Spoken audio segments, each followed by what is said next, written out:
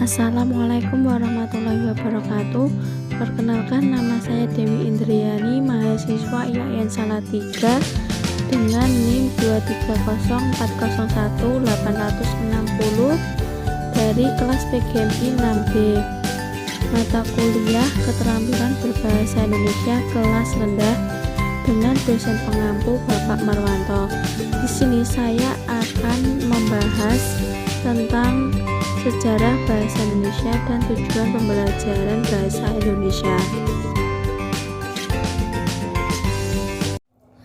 Langsung saja kita ke materi yang pertama, yaitu sejarah bahasa Indonesia.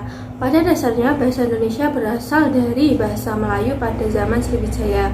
Bahasa Melayu dipakai sebagai bahasa penghubung antar suku di Nusantara dan sebagai bahasa yang digunakan dalam perdagangan antara pedagang dari dalam maupun luar Nusantara.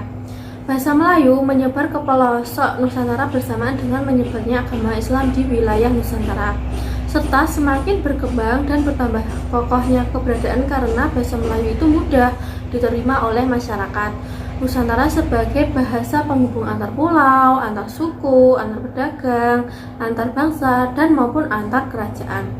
Perkembangan bahasa Melayu di wilayah Nusantara memengaruhi dan mendorong tumbuhnya rasa persaudaraan dan rasa persatuan bangsa Indonesia.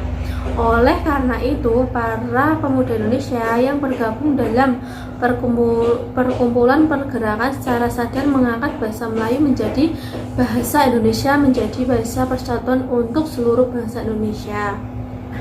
Selanjutnya yaitu perkembangan bahasa Indonesia sebelum merdeka.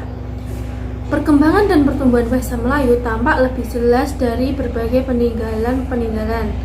Misalnya, yang pertama yaitu tulisan yang terdapat pada batu nisan di Minye Tujuh di Aceh pada tahun 1380. Yang kedua, prasasti Kedukuhan Bukit di Palembang pada tahun 683. Yang ketiga, prasasti Talang Tuo di Palembang pada tahun 684. Yang keempat, prasasti Kota Kapur di Bangka Barat pada tahun 686. Yang terakhir yaitu prasasti Karangbrahi Bangka Merangi Jambi pada tahun 688. Nah, bahasa Melayu telah berfungsi sebagai yang pertama yaitu bahasa kebudayaan, yaitu bahasa buku-buku yang berisi aturan-aturan hidup dan sastra. Yang kedua yaitu bahasa berhubungan lingua franca antar suku di Indonesia. Yang ketiga, bahasa perdagangan baik bagi suku yang ada di Indonesia maupun pedagang yang berasal dari luar Indonesia. Yang keempat yaitu bahasa resmi untuk kerajaan. Selanjutnya, lalu mengapa bahasa Melayu itu diangkat menjadi bahasa Indonesia?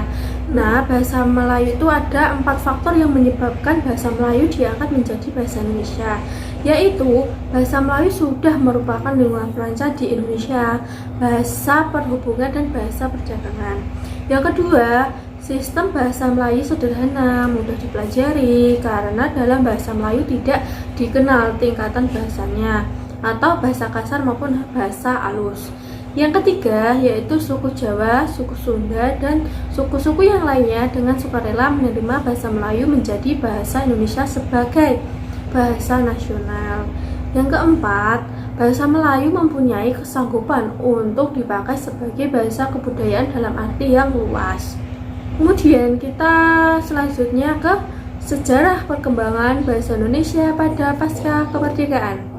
Berhubung dengan menyebarnya bahasa Melayu ke pelosok Nusantara bersamaan dengan menyebarnya agama Islam di wilayah Nusantara, serta makin berkembang dan bertambah kokohnya keberadaan karena bahasa Melayu mudah diterima oleh masyarakat Nusantara sebagai bahasa perhubungan antar pulau, antar suku, antar pedagang, antar bangsa maupun antar kerajaan.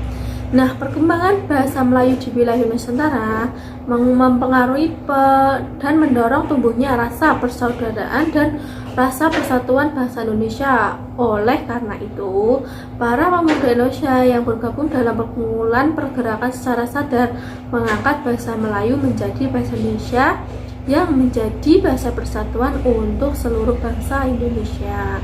Nah, kapan sih bahasa Indonesia lahir itu? Nah, Bahasa Indonesia lahir pada tanggal 28 Oktober 1928 yang berisi kami, putra dan putri Indonesia, mengaku bertumpah darah yang satu, tanah air Indonesia. Yang kedua, kami, putra dan putri Indonesia, mengaku berbangsa yang satu, bangsa Indonesia. Yang ketiga, kami, putra dan putri Indonesia, mengaku menjunjung tinggi bahasa persatuan, yaitu bahasa Indonesia. Kemudian kita memasuki tujuan pembelajaran bahasa Indonesia. Yang pertama, tujuan utama dari pembelajaran suatu bahasa yakni peran pentingnya di dalam perkembangan intelektual dan emosional siswa serta sebagai penunjang keberhasilan dalam mempelajari pelajaran yang lainnya. Adapun dalam pembelajaran bahasa Indonesia di bangku sekolah sebagai pembantu para siswa untuk mengenal dirinya sendiri, kebudayaannya, budaya orang lain, belajar untuk menyampaikan gagasan, serta mampu menggunakan kemampuan imajinatif dan analitis yang terdapat pada diri masing-masing siswa. Di samping itu, pembelajaran bahasa juga dapat meningkatkan kemampuan kita untuk berkomunikasi dengan orang lain dan berbagai pengalaman untuk saling mempelajari satu sama lain. Nah, fungsi bahasa itu ada 4. Yang pertama yaitu sebagai sarana komunikasi. Nah, sebagai sarana komunikasi dalam arti media yang Anda gunakan sebagai penghubung antara kita dengan orang lain. Yang kedua, sebagai sarana mengekspresikan diri, mampu menggambarkan gambaran maksud, gagasan, dan perasaan melalui bahasa. Kita dapat menyatakan secara terbuka segala sesuatu yang tersirat di dalam hati dan pikiran kita. Yang ketiga, yaitu sebagai adaptasi dan integrasi, bersosialisasi baik dalam lingkungan sendiri maupun dalam lingkungan baru. Yang terakhir, sebagai alat kontrol sosial. Sebagai alat kontrol sosial memiliki arti sebagai suatu media yang dapat mempengaruhi sikap, tingkah laku maupun kepribadian seseorang. Selanjutnya kita membahas tentang fungsi dan kedudukan bahasa Indonesia sebagai bahasa nasional. Yang pertama yaitu sebagai lambang kebanggaan nasional. Sebagai lambang kebanggaan nasional, bahasa Indonesia memancarkan nilai-nilai sosial budaya luhur bangsa Indonesia. Yang kedua yaitu sebagai lambang identitas nasional. Sebagai lambang identitas nasional, bahasa Indonesia merupakan lambang bahasa Indonesia. Berarti dengan bahasa Indonesia akan dapat diketahui siapa kita, yaitu sifat, kemudian perangai dan watak kita sebagai bangsa Indonesia. Yang ketiga, sebagai penghubung antar budaya antar daerah.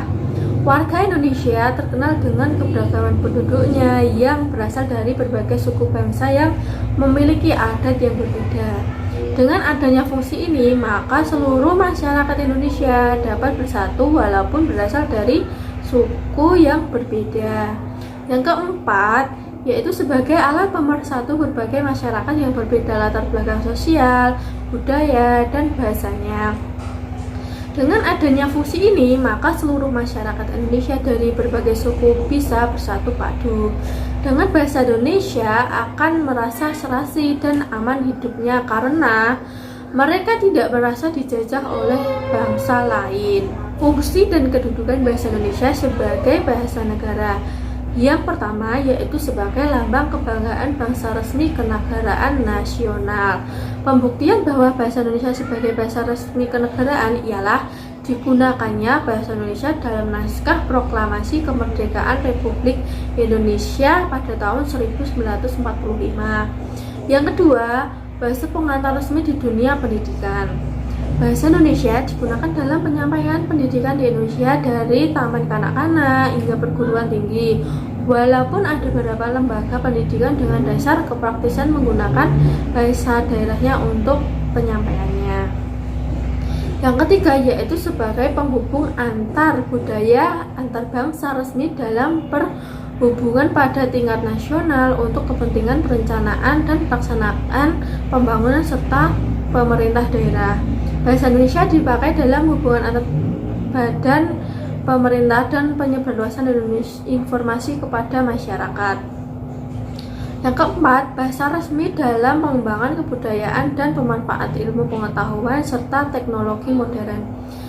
Sebagai fungsi pengembangan kebudayaan, ilmu, dan teknologi, bahasa Indonesia sangat terasa sekali manfaatnya karena bahasa Indonesia digunakan dalam penyebarannya di negara kita. Sekarang kita sudah menyampaikan yang hal terakhir. Nah, lalu apa kesimpulannya? Nah, kesimpulannya bahasa Indonesia dianggap sebagai simbol penting dalam mempersatukan keanekaragaman suku bangsa, bentuk identitas nasionalisme bangsa, serta identitas negara.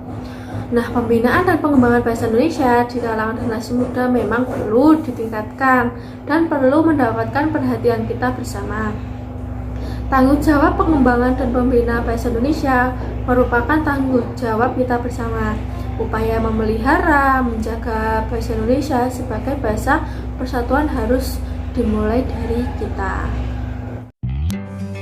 Semoga tugas ini menginspirasi dan bisa bermanfaat bagi yang melihatnya.